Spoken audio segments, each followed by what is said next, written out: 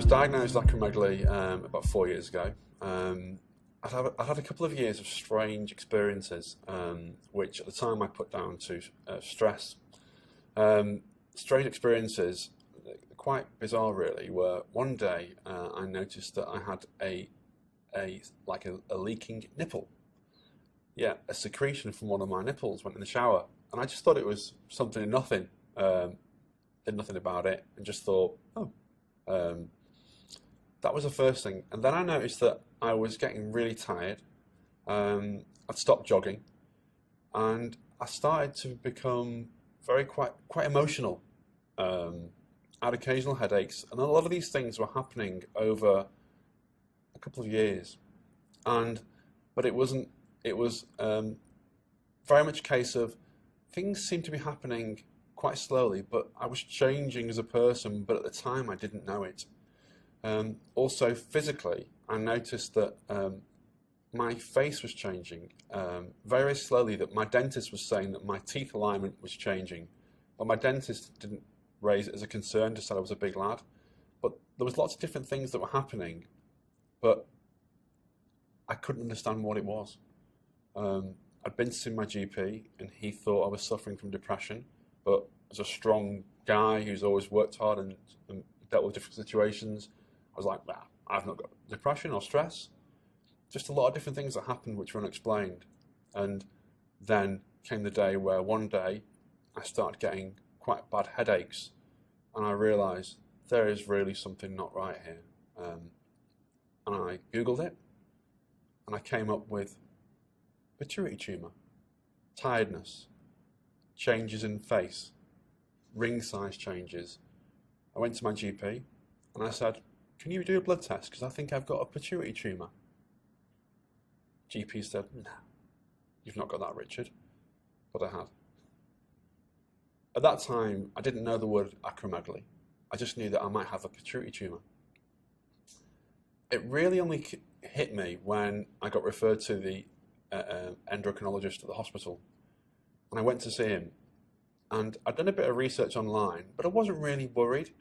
I'd been told that I may have a pituitary tumour under the brain, but I wasn't overly concerned. I went to this endocrinologist, and this particular doctor, lovely guy, been in his job a long time, probably close to retirement, and the first thing he said to me was, you've got facial deformity. You've definitely got acromegaly. And it was like a kick in the teeth. And that was from a doctor. And from that moment on, that probably incorrectly worded, bad timing comment from the GP made me really conscious that I had a disorder. But looking back, it shouldn't have had that effect. He shouldn't have said it. But at that point of him telling me, you've definitely got acromegaly, and then reading my results from an MRI and saying I had a macroadenoma tumour on my pituitary gland, I entered into a really dark period because I suddenly started focusing on the fact I've got a tumour in my, on my pituitary gland. It's in my head. Lots of worries, lots of what's going to happen, what's my future going to look like, and a lot of things. I started to get carried away with things. Luckily, I had family and friends around me to keep me trying to keep me grounded, but it was a difficult time, and because there wasn't much information out there, I found that I was overthinking everything, and you really don't need to. The biggest problem that I have had since pre-diagnosis to being diagnosed having treatment was body image. And that's probably something quite shallow. But over a number of years, I didn't recognize the person I was seeing in the mirror, because although I'd always been tall, my smile was changing because of my teeth alignment. My brows were getting thicker and different things. But I find it very hard to look in the mirror and be happy with what I saw. But it gets better. Quite often I look in the mirror some days and think, I can see acromegaly in the mirror. And I think to myself, whoa, hang on a second. That's not me thinking. That's me being, that's the negative part of me. So I'd say try and keep control of those, any negative feelings that you have, because that solves absolutely nothing.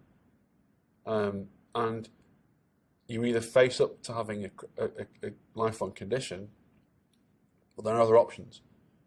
So you've got to live with it, but just take it, be kind to yourself. Don't beat yourself up. The people that love you for who you are will carry on loving you for who you are. So since I've been on treatment, I've completely changed in lots of ways. My well-being has increased.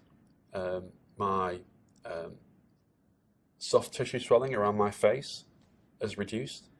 I've got more energy.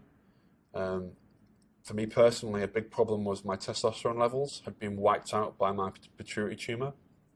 But I started having testosterone therapy, and had normal functions resumed.